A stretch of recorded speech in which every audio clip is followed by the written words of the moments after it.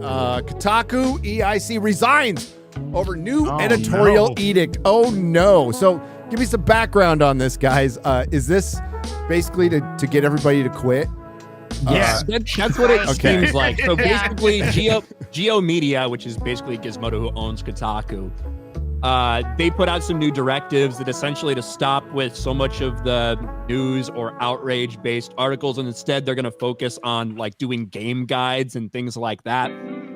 A lot of people are saying with the amount of people they have and what they're expected to do, that it feels like they're just trying to get everyone to quit so they could just burn Kotaku up. That's really what it sounds like. Oh, no.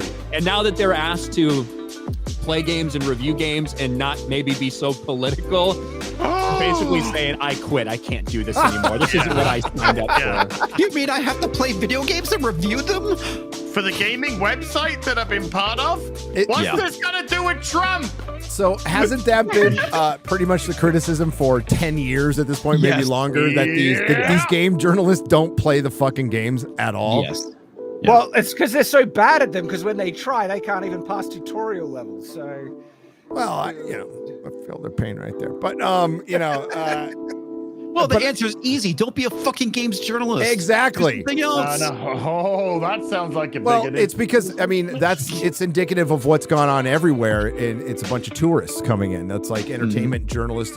They all want to be political, and they couldn't because they weren't good enough to get to the other shit rags like New York Times. So there's more to it, though, Gary. Oh, yeah. Even a few years ago, Damien at IGN, and I used to love watching Damien at IGN back in the 2000s.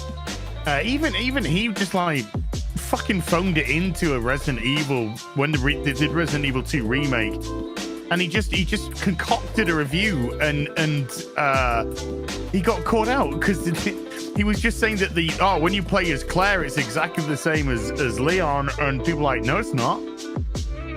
It's not. Different puzzles and different areas, and they changed it all around, and he got caught out. So IGN's response to that was, okay, we'll up the score by 0.25. Like, how does that change anything? We got caught not fucking actually playing the game and just like making up a fake fucking review.